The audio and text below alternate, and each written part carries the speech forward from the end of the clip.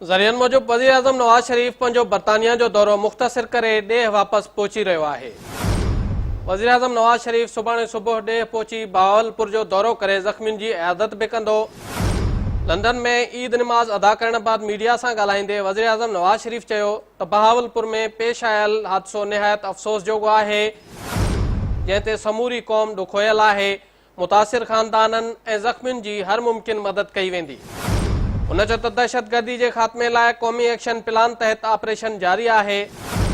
संदसि चवणु हो त दहशतगर्द आख़िरी साह खणी रहिया आहिनि, ईंदड़ ॾींहनि में हालतूं बहितर थींदियूं। बहुत बेहतरी भी आई है, यकीनन बहुत बेहतरी आई है। दहशतगर्दी का आप देखिए कि 2013 में क्या आलम था और आज दहशतगर्दी जो है वो कितना दम तोड़ चुकी है। तो इंशाल्लाह मुझे बहुत उम्मीद है कि आइंदा आने वाले अरसे में इंशाल्लाह बाकी भी मामला बहुत बेहतर हो जाएंगे। बड़ा दुख हुआ है, बहुत अफसोसनाक हादसा है और बड़ा ट्रेजिक है। तो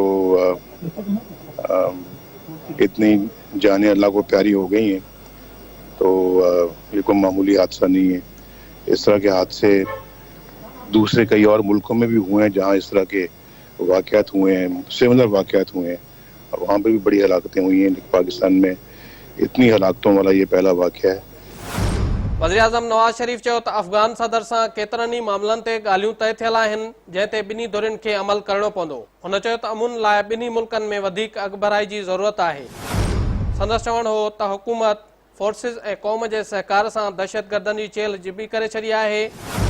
वज़ीर आज़म नवाज़ शरीफ़ चयो त मुल्क में केतिरनि ई सालनि खां जेको गंद पकड़ियल हो तंहिंखे सिहेड़ियो पियो वञे ऐं सॼे मुल्क में दहशतगर्दनि ख़िलाफ़ ऑपरेशन जारी आहिनि। हुन चयो त दहशतगर्दीअ जे वाक़िअनि में अॻु जी भेट में तमामु घणी घटिताई थी आहे। मुस्तक़बिल में हालतूं वधीक बहितर थींदियूं।